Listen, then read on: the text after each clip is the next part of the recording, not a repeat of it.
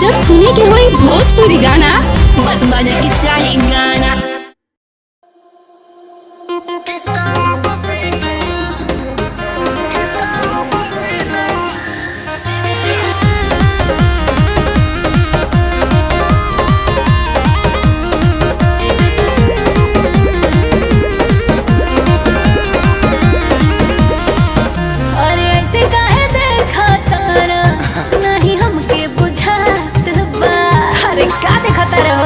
देखे मेरू भगा अरे ऐसे काहे देखा तारा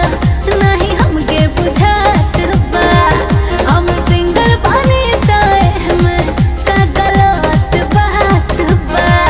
बोला का बाटे राज सुनल चाहता निया ए बोला का बाटे राज सुनल चाहता निया हम खबर के अरे ना लगे ना लगे ना लगे अच्छा ना लगे कहो किताब बिना आगे किताब बिना कवर के लड़की बिना लभर के किताब बिना कवर के लड़की बिना लभर के बुझलू कि ना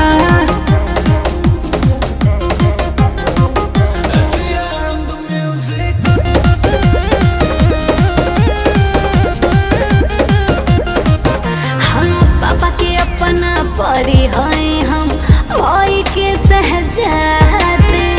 ऐसे कैसे दूसरा के हाथे दे दे अपन आजादी ये तो इम्पॉसिबल बा अरे पापा के अपना परी हैं हम भाई के सहजादे ऐसे कैसे दूसरा के हाथे दे दे अपन आजादी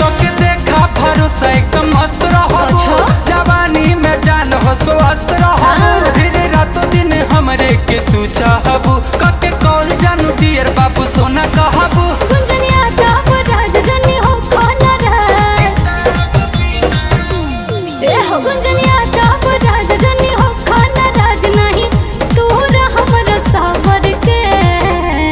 का बुझला ना लगे ना लगे ना लगे अच्छा ना लगे आगे हो किताब बिना किताब बिना किताब बिना कवर के लड़की बिना लभर के किताब बिना कवर के लड़की बिना लभर के किताब बिना कवर के लड़की बिना लभर के सोच के बताई लवर जी